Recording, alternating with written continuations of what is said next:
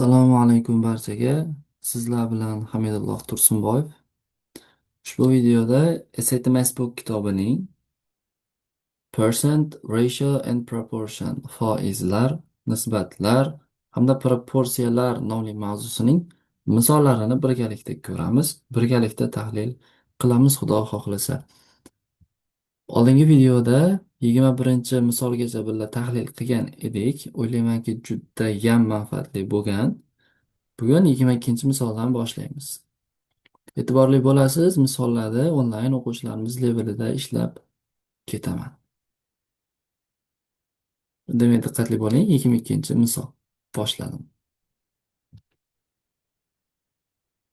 There is a proportional relationship. There is bor, proportional relationship, proportional munosabat between P and T. P va T orasida proporsional munosabat bor. If P teng 2340, when T 3120. Agar T 3120 bo'lganida P 2340 bo'lsa, then keyin what is value of P? P ning qiymati nima? Qachonki T 2496 bo'lganida. Xo'p, T 3120 bo'lganida P ning qiymati 2340 ekan. T endi 2496 bo'lganida P ning qiymatini so'rayapti. P ni topish uchun 2496 ni ko'paytiramiz 2340 ga. Bo'lamiz 3120 ga. P imizning qiymati men oldinroq vaqtimiz ketmaslik uchun hisoblab qo'yganman. 1872 chiqadi. To'g'ri javob B. Endi e'tibor qilinglar, ba'zilarga yangilik. SATda mana bu vergul bu butunni anglatmaydi. Mana bu B'dagi 1,872 emas. Bu 1872. Nuqta bu butunni anglatadi. Agar buni o'rniga nuqta bo'lganida 1,872 deb o'qirdik. Demak, SATdagi nuqta bilan vergul bizga nisbatan teskari. 23-savol. Which expression qaysi ifoda is equivalent to mana shunga. Equivalent degani teng.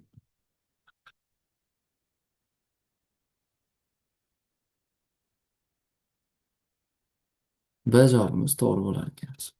24-misol.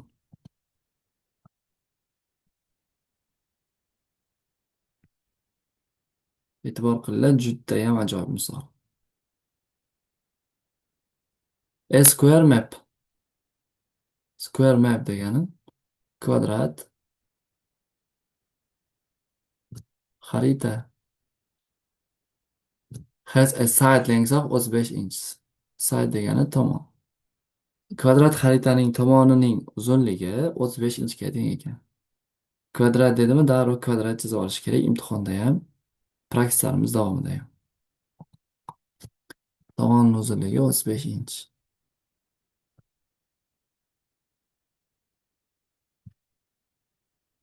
1 inch, 1 inch on the map xaritada represents ko'rsatadi an actual distance of 17 milya. Xaritadagi 1 inch hayotdagi actual degani haqiqiy masofa degani actual distance.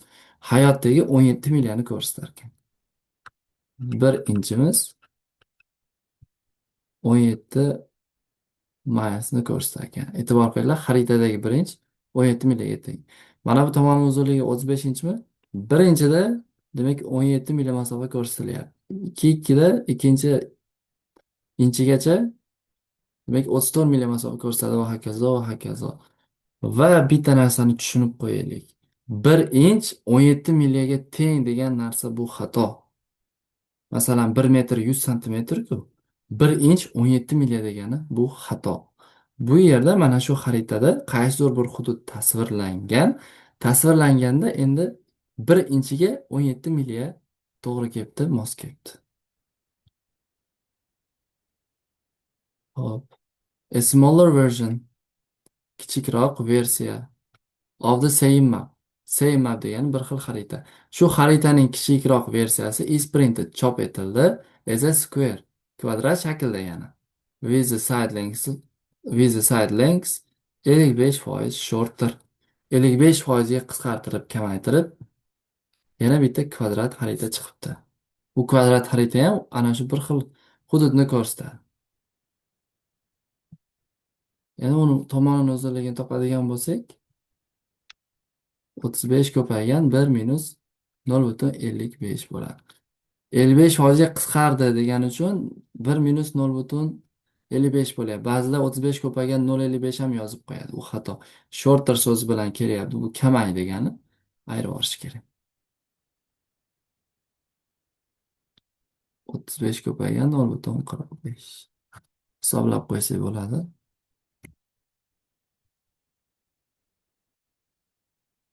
15,75. Demak, kichkina kvadrat tomon uzunligi 15,75 inchga teng ekan.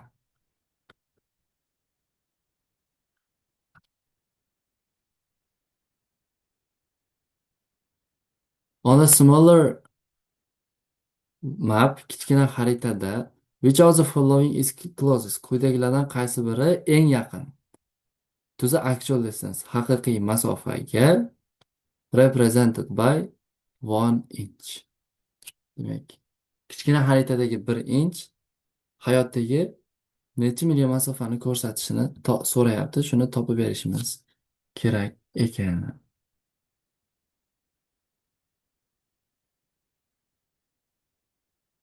Endi e'tibor qilinglar, katta xaritada 1 inchga 17 million to'g'ri kelayotganimi? Demak, men mana shu tomonning uzunligini topib olaman. Hayotdagi masofani. Demak, 35 ko'paygan 17.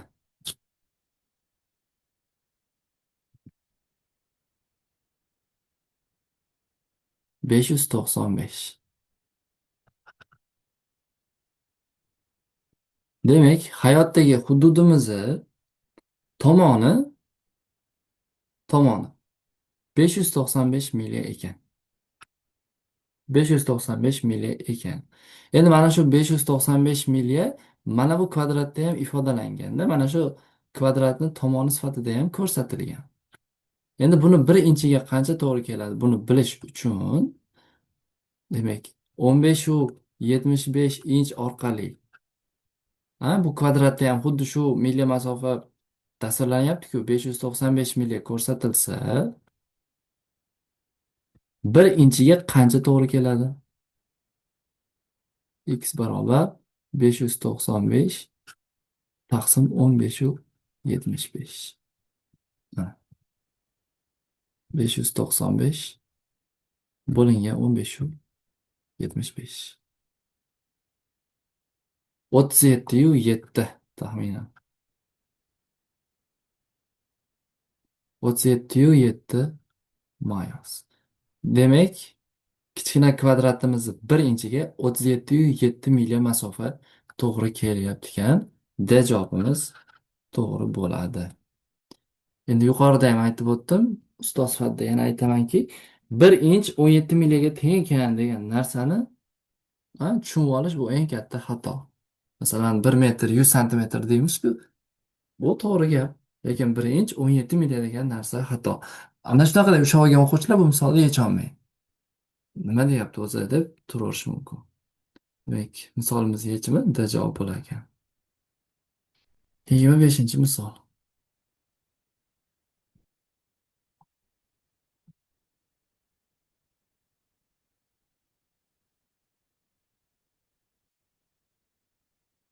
For the positive quantities degani miqdorlar. H, J, N, K. Mana shu H, J, K miqdorlar uchun 94% of H, demak 0,94 ko'paygan H ekvivalent, ya'ni matematik tilda teng 47% of J. 0,47 J. J is equivalent to 30% of K. J teng K ning 30%ga. What percentage of K? K ning necha foizi is H. Mana shuni ham matematik tilga o'girsak, percentage'ini X deydigan bo'lsak, X ko'paygan K teng H. Bizlar X ni so'rayapti. Yaxshi. Demak, yuqoridan hashni topib kelamiz. Yoki osonroq yo'li mana bu j ni o'rniga mana buni olib kelib qo'ysam bo'ladi, to'g'rimi? Demak, 0,94 h barobar 0,47 ko'paygan 0,3 k. H topadigan bo'lsak, 0,47 ko'paygan 0,3 taqsim 0,94. Hashimizni qiymati 0,15 k. Hmm? 0,15 k ga teng bo'lar ekan.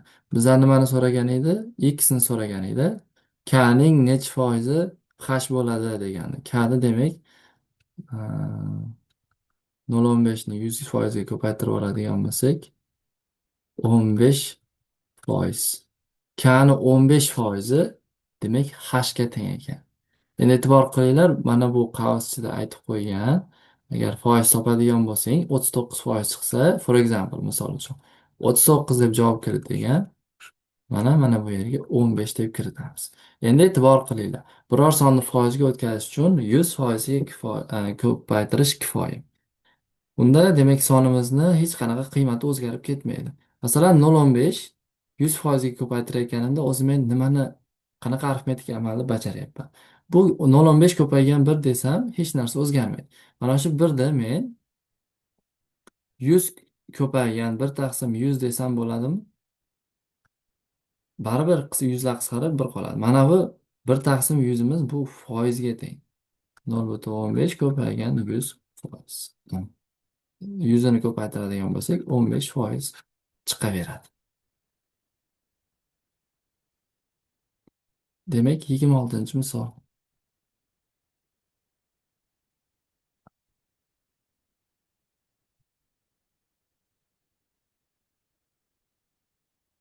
A company, kompaniya, studied, o'rgandi.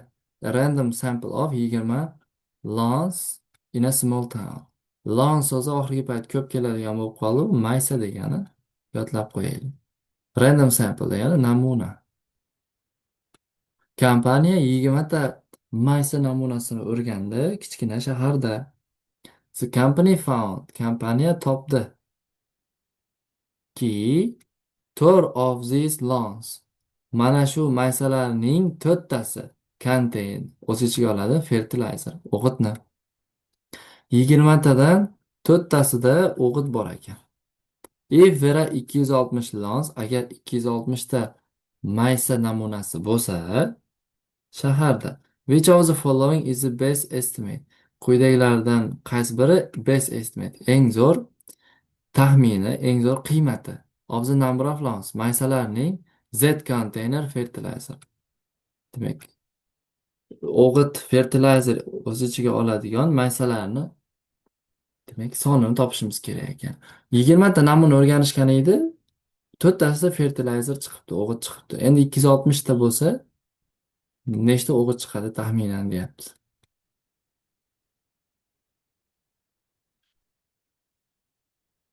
13 ko'paygan 4 bo'ladi. Mana bular qisqarib ketsa, 44 kara 3 12. 52 demak 260 tadan 52 tasida o'g'it bo'lar ekan. 27 savol juda ham oson savol. Each side of a square A kvadratning har tomoni. Tarjimaga e'tibor qilinglar. A kvadratning har tomoni. Has a length of 24 inch. Length uzunlik 24 inch. A kvadratni har bir tomon uzunligi 24 inch ekan. Each side of square A is multiplied by a scale factor of 2 to create a square B. Create degani yaratmoq. Scale factor mana bu yerga yozib beraman. SAT'da biz buni marta deb tarjima qilamiz. Marta. Multiply degani ko'paytirmoq.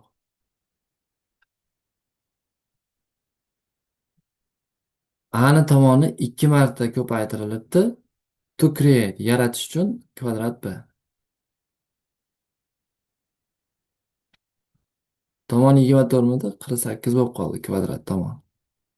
What is the length of each side of b? B kvadrat tomon uzunligi nechi? Deyapti 48 bo'lar ekan javob.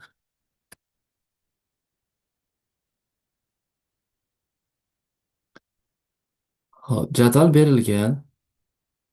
The table summarizes. Jadval ko'rsatadi. The number of objects. Obyektlarning sonini. Har bir gruppada. Mana guruhlarimiz A, B, C, D va gruppadagi obyektlar soni.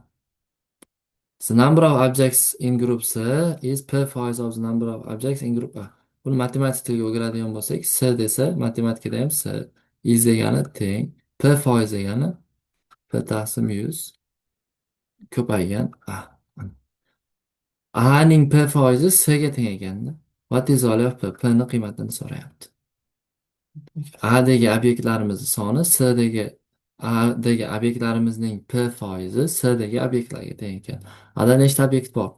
325 ta, C'da 572 ta. 572 barobar P taqsim 100 ko'paygan 325. Mana shu yerdan P ni topishimiz kerak. Demak, 572 ming 57.200 bo'lingan 325.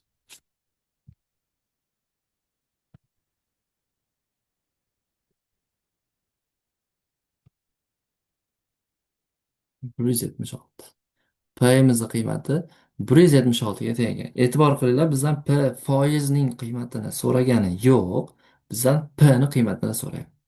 P ni qiymati 176 ga teng ekan.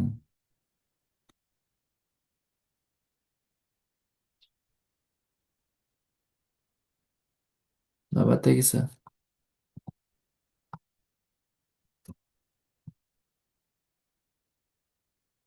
Agar biror nimani foizini so'rasa, darhol 100 ga ko'paytirib qo'yaverasiz. 100%. Navbatdagi misol. A clothing store, kiyim do'koni.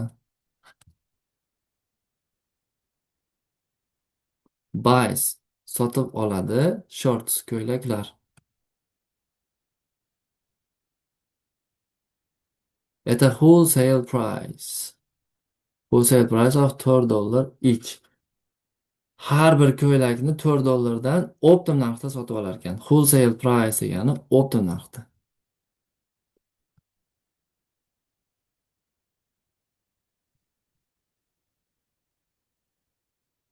Demak, $4 sotib olar ekan. Pre-sales qayta sotadi them ularni har birini at a retail price. Retail degani resellni sinonimi. Qayta sotar ekan that is 280% of the wholesale price. Endi e'tibor qilinglar, $4 ko'ylak sotib olsa, $4 sotmaydi-yu. 280% qilib sotar ekan. 280% qilib sotar ekan. 4ning 280%. Qayta sotish jarayoni retail price. 4 ko'paygan 2,8.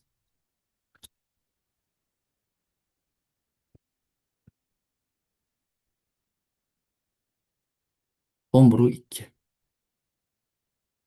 Mana $4 sotib olib 11,2 sotar ekan. Juda ham ko'p qo'yar ekan ustiga. At the end of the season, sezonning oxirida, sezonning oxirida. Any remaining shirts. Remaining shirts qolib ketgan ko'ylaklar are market. Market degani sotiladi, belgilanadi. At a discounted price. Chegirma narxida. That is 80% off. Ikkita F bilan keladi. The retail price. Retail price qayta sotayotgandagi narxga 80% chegirma bilan sotar ekan sezonning oxirida. Buni endi nima deymiz? Discounted price deymiz. Discounted price. E'tibor qilinglar, qayta sotayotganda narx qancha edi? 11,2. Shunga 80% chegirma qilib sotar ekan. 1 - 0,8. Ba'zilar bor, umri 2 ko'paygan 80 qilib qo'yadida, 80% qilib qo'yadi. Bu xato. 80% diskount dedimi, chegirma dedimi, birdan ayirish kerak. Yoki bilamiz, kalit so'z kelyapti, ikkita F. Ikkita F bilan kelsa ham birdan ayirish kerak. Increase, decrease, shorter so'z bilan kelsa, off so'z bilan kelsa, doim birdan ayiramiz deb tushuntiramiz. 11 ko'paygan 0,2.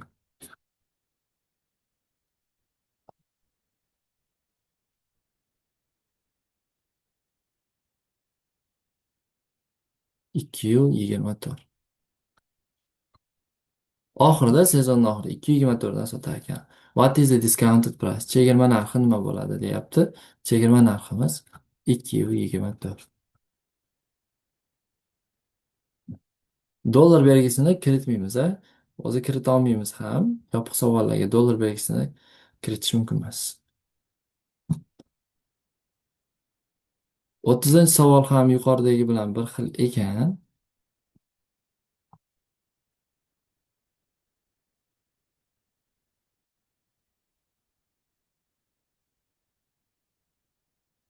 Demak, wholesale price, optim narximiz $7. Qayta sotishimiz 260% ga oshirib sotilyapti. Demak, birinchi $7 bo'lsa, ikkinchi 260% ga, demak, oshirib sotilyapti. 260% qilib sotilyapti. 260% oshirib deyishimiz xato bo'ladi. Increase, decrease so'zi yo'qda. 7 ni 260% qilib sotilyapti ekan.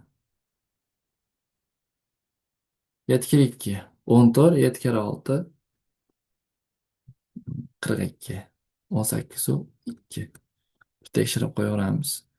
Baribir birga adashib ketsangiz ham xato qilaveradi. Bitta nuqtaga adashib ketsangiz ham xato qilaveradi. Imtihonda bunaqa savollar, qiyin savollar 40 ballni hal qilib qo'yadi, to'g'ri. At the end of the season, yana sezon oxirida remaining shorts, qolib ketgan ko'ylaklarga discounted price, chegirma e'lon qilinar ekan, 70%. 18,2 ni 75% chegirma bo'lsa, 0,25 cha qilib sotiladi. What is the discounted price? Chegirma narxini top deyapti. Uchinchi amalni hisoblasak javob chiqadi. 18,2 ko'paygan 0,25. 4,55.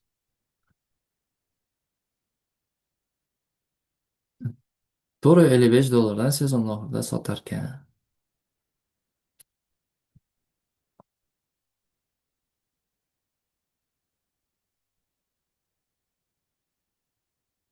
Navbatdagi misol.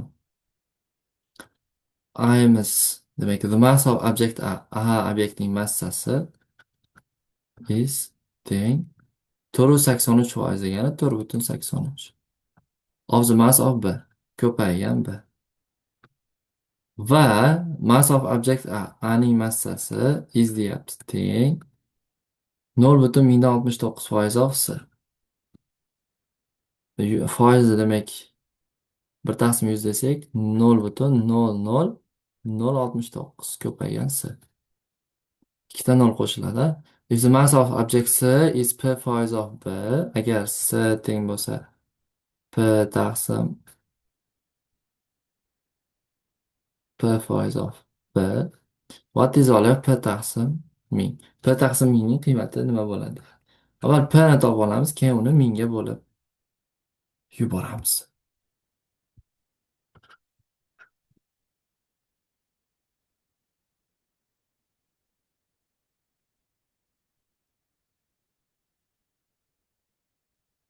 Xo'p, demak, C ni topadigan bo'lsak, C ni.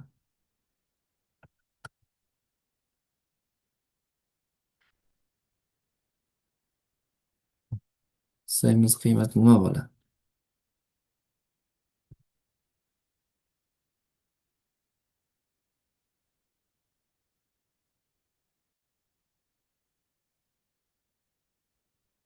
7000 B. Endi mana bu topgan C'mizni mana bu yerga qo'yib yuboramiz. 7000 B barobar P foizni P taqsim 100 deymiz. B. Mana bular qisqarib ketadi. Pimizni qiymati 7000 ko'paygan 100 ga teng ekan. Endi bizdan p nima emas? P taqsim mingni qiymatini so'rayapti. P taqsim mingni qiymati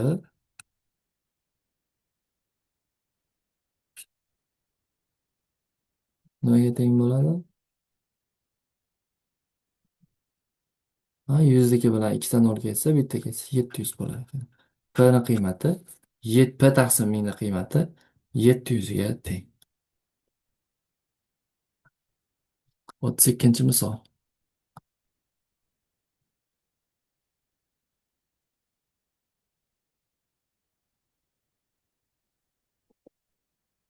The positive number A is 3700% of C.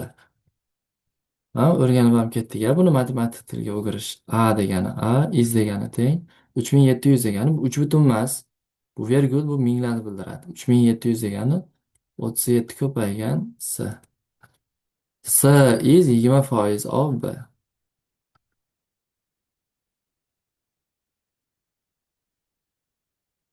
Agar mana shu tenglik o'rinli bo'lsa, W is constant. W constant. What is all of W? W ni top deyapti. Xo'p, A va B ni S orqali ifodalaymiz hamda ayniyat qilib W ni qiymatini topamiz. A o'zi S orqali ifodalangan, B ni topamiz pastda. B barobar S taqsim 0,2. Endi A minus B ni qiymatini hisoblasak, 37 S minus S taqsim 0,2 chiqadi.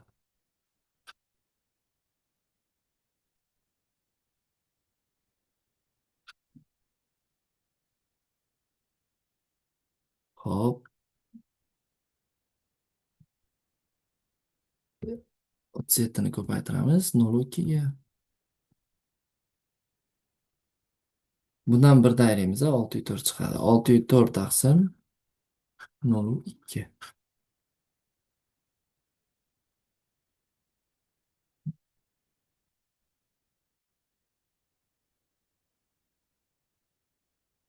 32 chiqadi.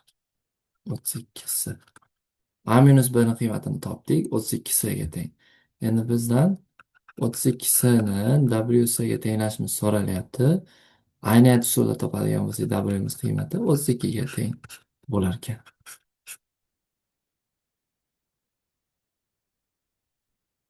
Navbatdagi misol.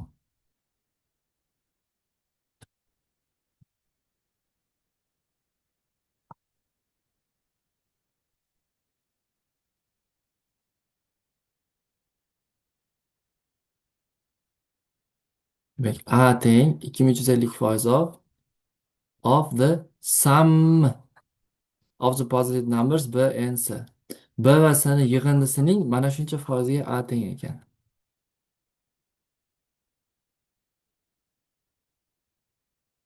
2352 bo'lsa, 100 ga bo'lib oladigan bo'lsak, 23,52 bo'ladi. 23,52.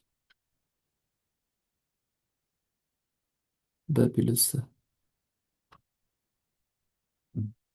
And B is 84% of C. What percent of B is A? B ning necha foizi A ga teng deyapti. Buni x deydigan bo'lsak, xb teng A. Shu yerdan x ni so'rayapti bizdan. Xo'p, demak B ni xo'p, mana bu yerdan demak C ni topib ikkinchi qatordan yuqoriga qo'yib yuborsak bo'ladi. Shunaqa qilamiz. Osonroq yo'li bormikin? Xo'p,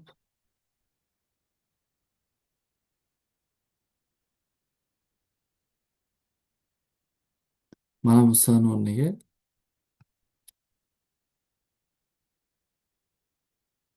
mana bu yerdan C ni topib olib kelib qo'yib yuboramiz. Va ko'rinmay qolmasin. Demak, nima bo'ladi? C imiz barobar bo'ladi. B taqsim 0,84. A barobar 23,52. B plus B taqsim 0,84. Yana A barobar 23,52.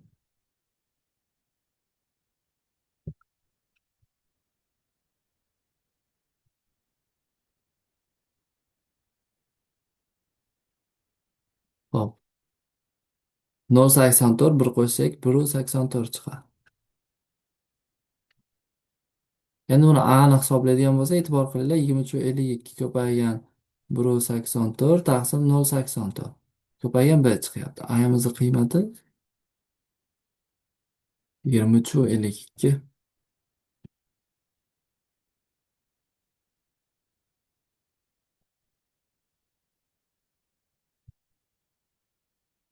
Bo'lingan 0,84.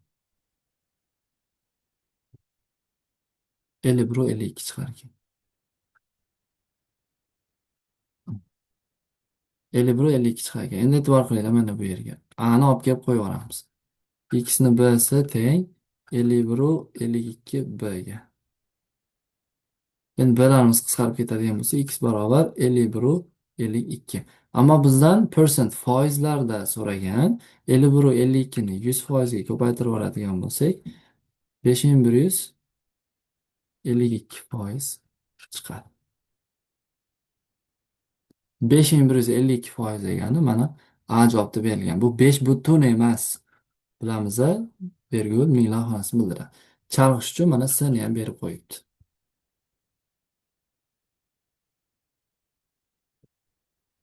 A javobimiz to'g'ri bo'ladi. 35 misol.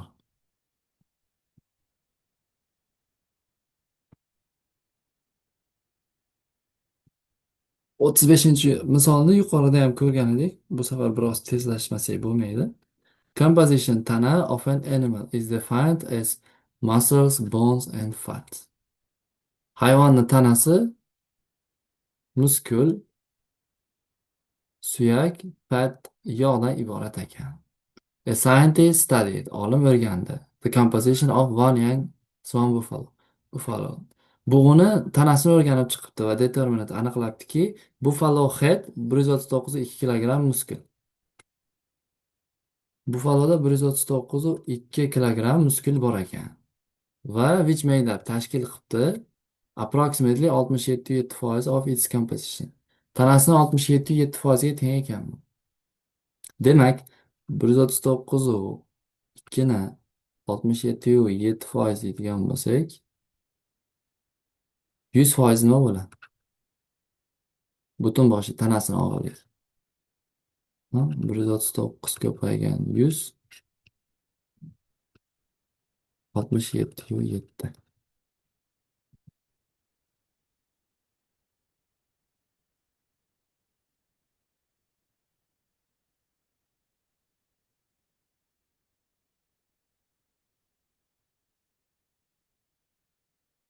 Hop, mana shunaqa son chiqdi. Buni 5 xonasini olsak bo'ladi. 205,61. Butun boshli tanasi shuncha ekan. Of the remaining composition of this buffalo, buffaloning qolgan tanasining 51,4% suyak ekan. Qolgan tanasi nima degani? Muskuldan tashqari bo'lgan tana. Muskullarni chiqarib yuborsak, qancha qoladi?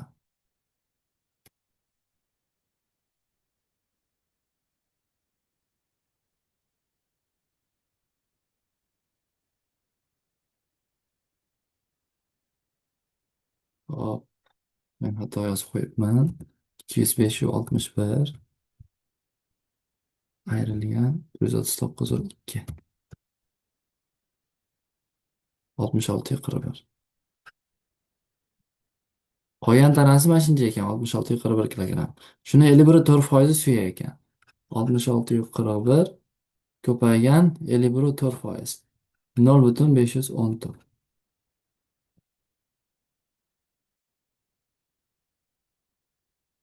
Ko'paygan 0,514. 34 134. Mana shuncha suyak bor ekan. Based on this approximation, bu hisob kitoblarga ko'ra, to the nearest tens, o'ndan birlar xonasigacha yaxlitlar degani, a? Nearest degani taqribiy, tens degani o'ndan birlar. How many kilograms of this buffalo composition was bought? Qancha suyak bor edi? Qancha suyak bor? 34,1134 kilogramm. Endi buni o'nlar xonasigacha yaxlitlaydigan bo'lsak, suyaklarimizni miqdori 34,1 kilogramm bo'ladi. Endi savol strukturasini yodlab qolinglar. Bunaqa struktura o'zgarmaydi, lekin raqam o'zgarib kelaveradi SATda. 36 savol.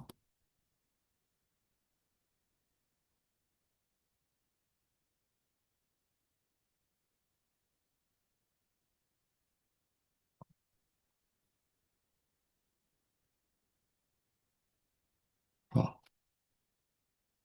A researcher surveyed undergraduate students,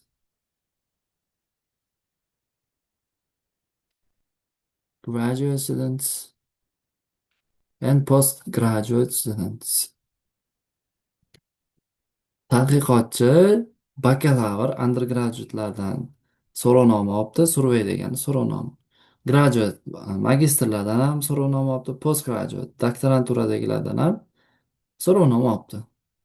The number of undergraduate students surveyed was 7450% of the number of postdoctoral students. Postdoctoral degani u postgraduate sinonim. Hop. Undergraduate studentlarni U deymiz. Graduate'larni G deymiz. Postgraduate'larni P deymiz. Undergraduate'larimizning 7400 undergraduate'larimiz was teng ekan. 70 ko'paygan postdoctoral students P. Ya'ni doktoranturadagi talabalarning 7450% demak bakalavrda o'qiyotganlar soniga teng ekan, undergraduatelar soniga teng ekan. Va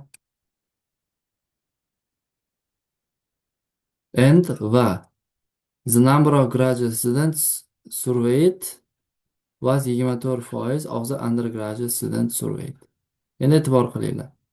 Va deyapti, graduate studentlarimiz soni was degani teng 24% undergraduate studentlar. If there were, agar bo'lsa 3576 graduate studentlarimiz bo'lsa,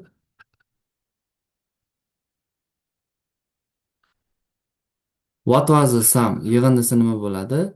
Of the number of undergraduates and postdoctoral. U plus P ni qiymatini so'rayapti. Mana bu ma'lumotlardan foydalanib topsak bo'ladi. Mana bu qiymatimizni bu yerga olib kelib qo'yib yuboramiz.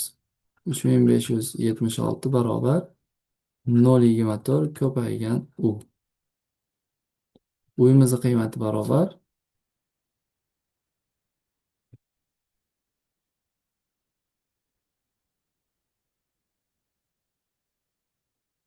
14900. Uni qiymati chiqdi. G'ni qiymati ham bor. Endi mana bu yerga uni qiymatini olib borsak 14900 74,5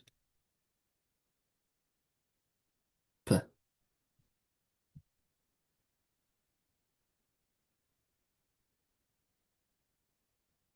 Endi P ni qiymatini topadigan bo'lsak, bundan oson ish bormi? 14900 bo'lingan 74,5 200 chiqargan. Hamma talabalarni sonini topdik. Bizdan U plus P ni so'rayaptimi? U plus P barobar 14900 qo'shuv 200 15100. Bakalavr bilan doktoranturada umumiy 15100 ta talaba bor ekan. Navbatdagi misol. The ratio of 12 ning x ga nisbati equal teng to the ratio of 156 to y. Which expression represents y? Y ni qaysi ko'rsatadi? In terms of x. X orqali. Y ni topadigan bo'lsak, 156 x taqsim 12. 156 ni 12 ga bo'lsak, 10 chiqadimi? B javob bo'lar ekan.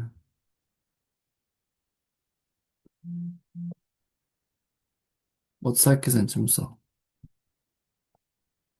Mana shunaqa misollar judayam ko'p uchrayapti. Yod bo'lib ketgan bo'lsa kerak.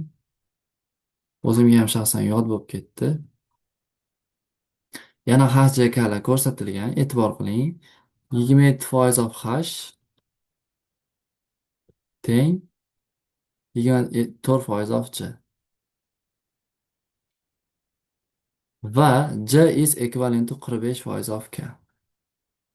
J teng 0,45 k. What percentage of k is hash? K ning necha foizi hashga teng? Percentage x desak, x barobar xk barobar hash. Izdan keyin hash kelyaptimi? Tengdan keyin hash turishi kerak. X ni so'rayapti bizdan.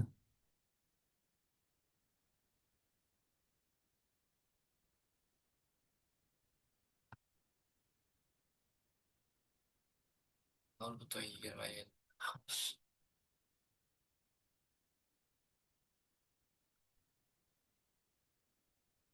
Hashni qiymatini topadigan bo'lsak, 0,24 ko'paygan 0,45 taqsim 0,27 k.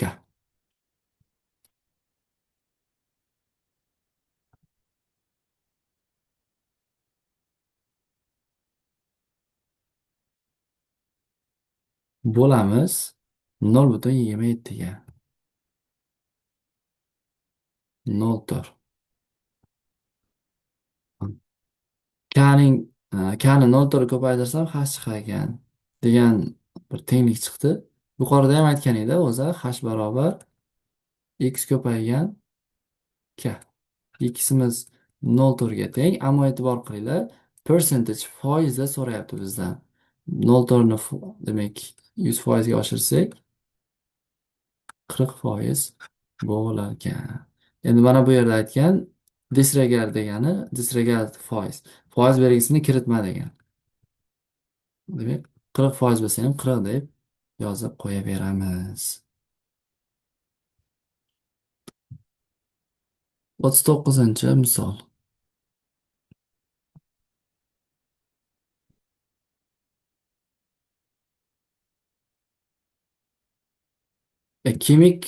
Chemist kimyogar olim mix aralashtirdi x liters of 2% saline solution. 2% moddani x litr 2% moddani aralashtirdi.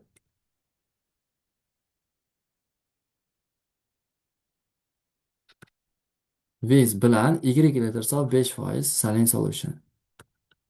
5% y litr modda bilan aralashtirdi. To produce ishlab chiqarish uchun 3% saline solution.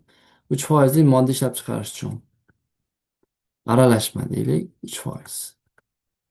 Which equation best represents this situation? Bu holatni qaysi tenglam ko'rsatadi?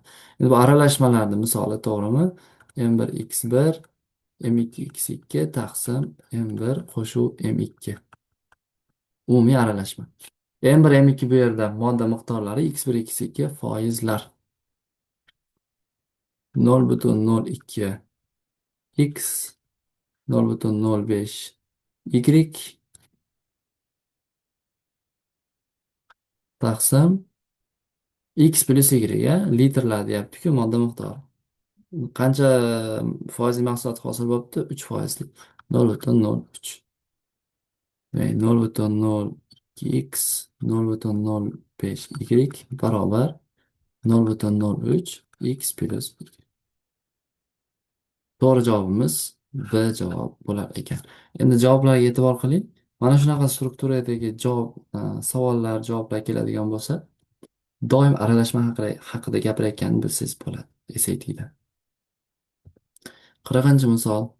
The ratio of 5. 5 ning x ga nisbati birinchi kelgani suratga yoziladi. Tarjimada qiynalganlar shuna deb tushunsa bo'ladi.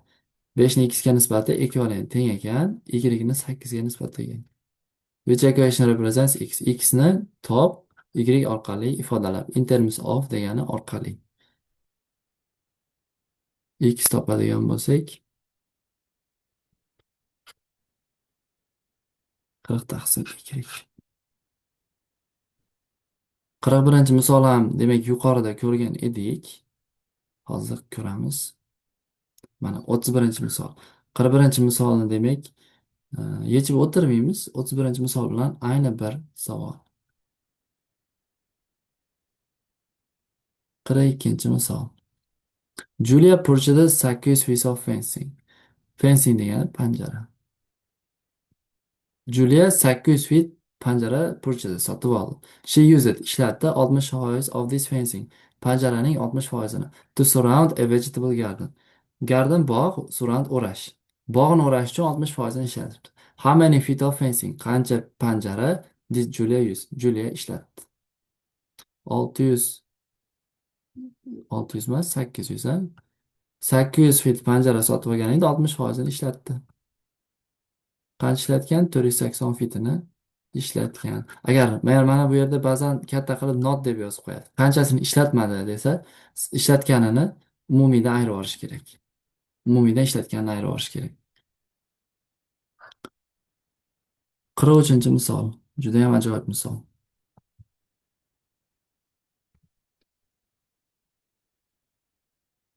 The value of an autograph of baseball. Baseball. Autograf degani rasm. Autograf, fotograf.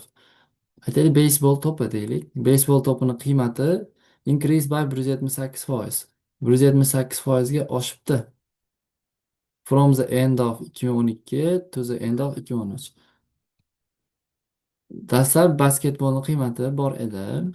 Mana shu 178%ga oshibdi. 2012-yildan to 2013-yilgacha.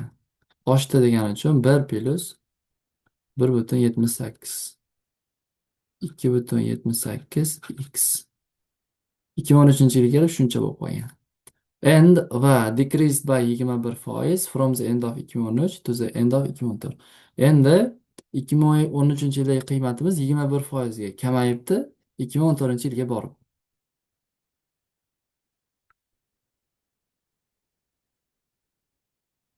Kamaydi desa aylaymiz 1 minus 0,21.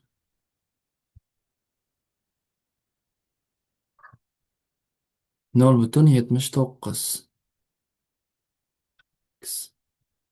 Buni hisoblaydigan bo'lsak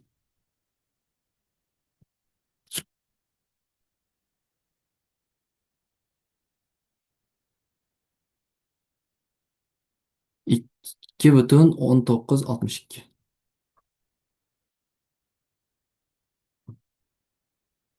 What was the net percentage increase? Mana shu eng muhimi. Sof o'sish degani. Net percentage increase, sof o'sish. Foizlarda sof o'sish.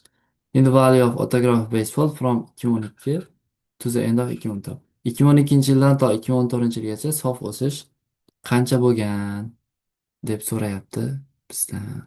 Mana bu e'tibor qilinglar, 2012-yildagi qiymat. Mana bu esa 2013-yildagi qiymat. Mana bu esa 2014-yilda hosil bo'lgan qiymat, beysbolning narxi. 2012dan 2014-yilgacha qancha o'sdi desa, demak, birni ayirib qo'yishimiz kerak, chiqqan qiymatdan.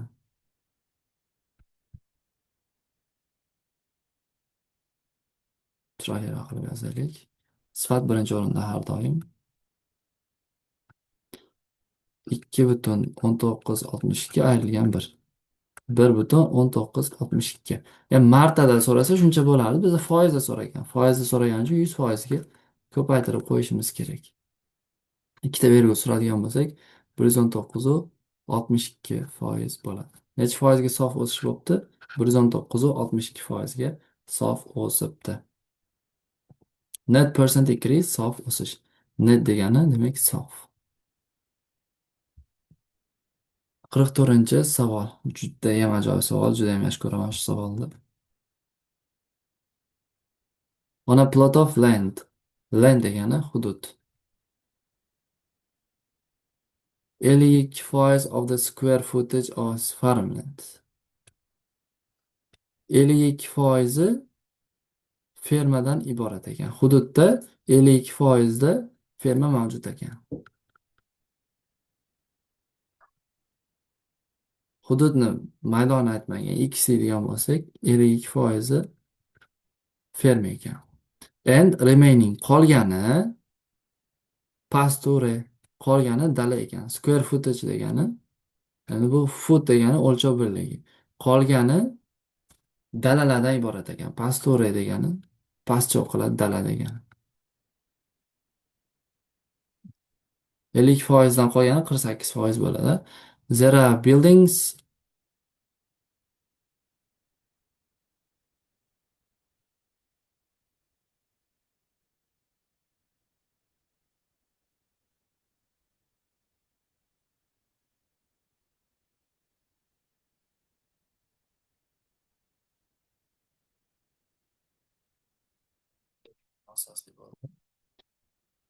Fermani 52%, hududimizda landni 52% ferma, 48% dala edi, pasture ekan. There are buildings, ya'ni binolar bor. Building degani bino. On exactly 21.5% of the square footage of farmland. Farmlandni 21.5% hududi binolardan iborat ekan. Binolar topadigan bo'lsak, mana shuni 21.5%ni topishimiz kerakmi? 0,52 x ko'paygan 0,215.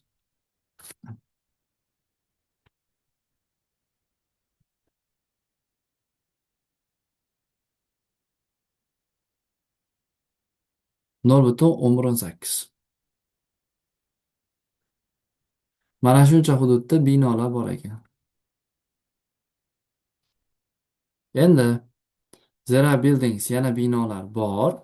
14% of square footage of the parcel. Dalani 14%da bino bor ekan. Dalamizda hududi mana shunchamidi? Mana shu 14%da bino bor ekan. 0,14x.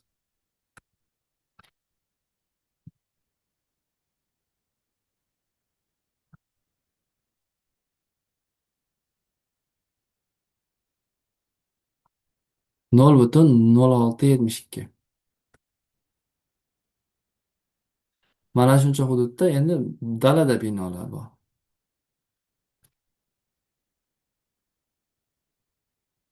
If there are buildings, agar binolar bo'lsa, on exactly p% of square footage of the plot of land, land hudud. Hududda jami p%da bino bo'ladigan bo'lsa, what is value p? P ni qiymatini top deyapti bizdan.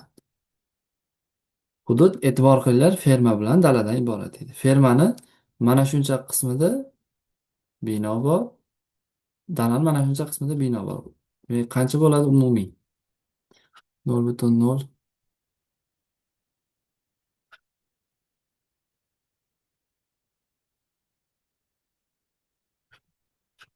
Hududni shuncha qismida, hududimizku x, shuncha qismida bino bor.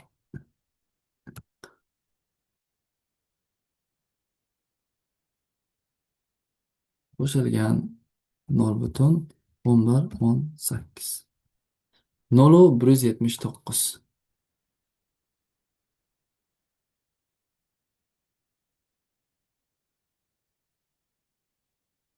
Dalamizni mana shuncha qismida bino bor ekan. Endi bizni p% degani uchun 0,179 ni 100 ga ko'paytiramiz, 100%ga.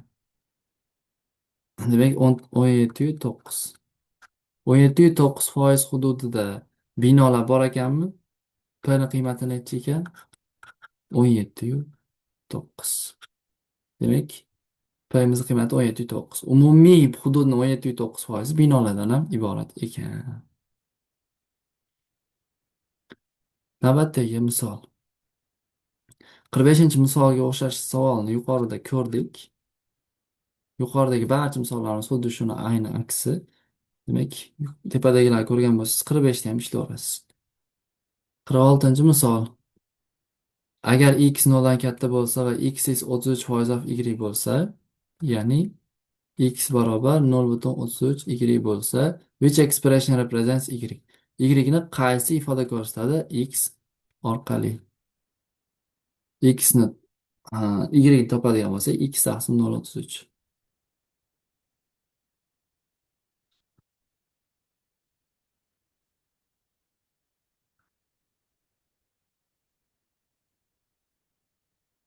Bunaqa javoblar kelmagan, to'g'rimi?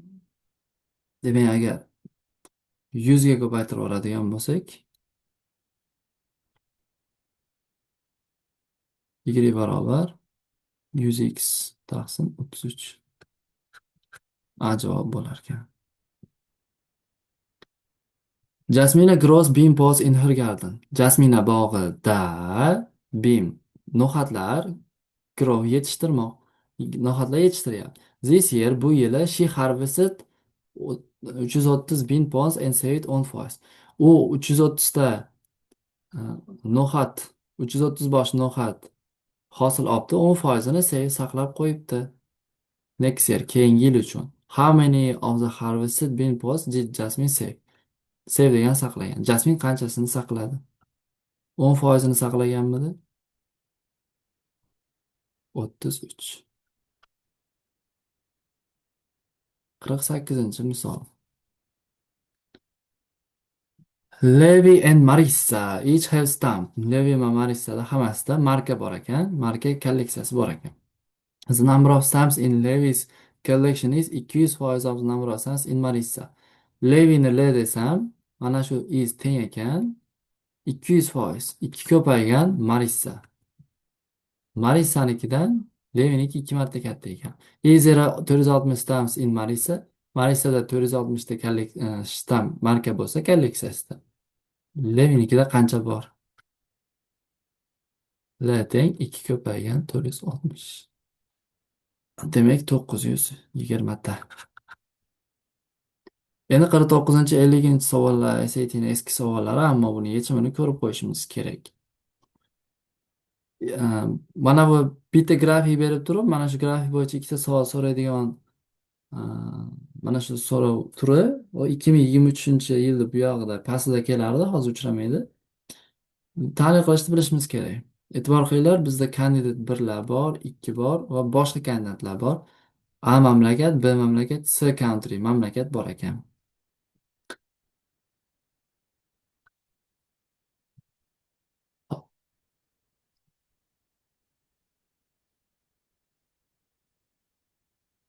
Hmm. For three countries, 3 ta mamlakat uchun ABSni aytyapti. The table summarizes jadval ko'rsatadi. The number of residents who voted. Vote degani ovoz bermoq. Ovoz. Ovoz bergan rezidentlar, fuqarolar sonini ko'rsatar ekan uchala mana shu jadvalda. 3 ta mamlakatda. By country and by candidate. Mamlakat orqali va kandidatlar orqali ko'rsatar ekan. Birinchi kandidatga ovoz bergan, ikkinchi kandidatga ovoz berilgan va boshqalarga. During 2016 US gubernatorial election. 2016-yilda AQShda deyapti. 2016-yilda the total number of residents fuqarolarning umumiy soni in all three of these countries was 960 ming. Uchala mamlakatda 960 mingta aholi yashagan ekan. Va total area of these three countries was 1949 square miles. Uchala mamlakatda, bu yerda endi Amerika haqida gapiryapmiz, shtat desak bo'ladi. Uchala shtatning umumiy total area, umumiy maydoni 1949 milliy kvadrat ekan. Uchta shtatda 960 ming aholi yashaydi va maydoni 1949 milliy kvadrat. Endi birinchi savol buni tushunib oldik. To the nearest whole percent, butun foizlarda taqriban the number of residents who voted for candidate 1 is what percent of candidate 2? Kandidat 1 ga ovoz berganlar soni 2 ga ovoz berganlarni necha foizi? Percent x desak, S1 teng x ko'paygan C. X ni topishimiz kerak.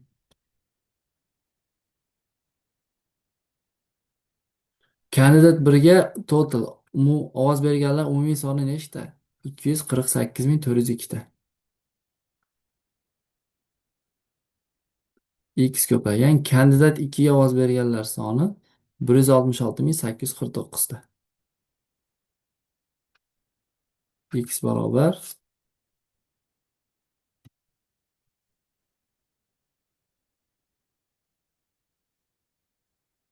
166.849.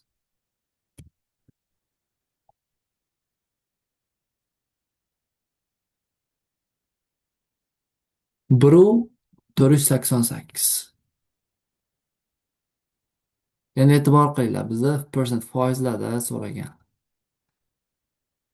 148,8%. Endi butunlarda degani whole percent butunlarda bo'lsa 149% bo'ladi. Ikkinchi savol. For three countries, uchala mamlakat, uchala shtat uchun. Which of the following is closest? Quyidagilardan qaysi biri eng yaqin? Close eng yaqin. To the number of residents who voted per square mile.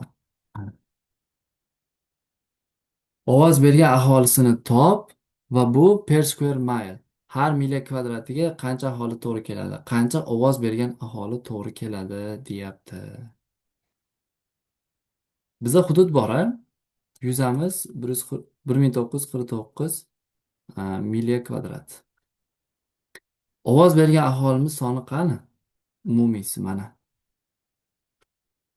1949 milliya kvadratga 425 ming 779 aholi to'g'ri kelsa, 1 milliya kvadratga qancha aholi to'g'ri keladi? Ha? Uning uchun nima qilamiz? 425 ming 779 ni 1949 ga bo'lamiz.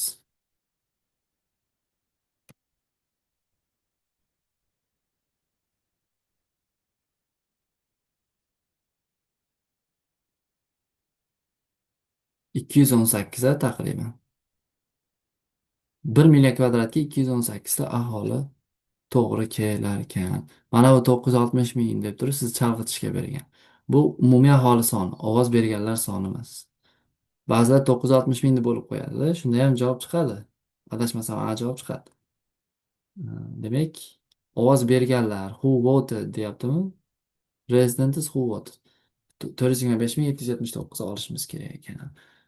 Mana foizlarimizning 50 ta misolning tahlili mana shunday bo'ldi. O'ylaymanki, juda ham manfaatli bo'ldi.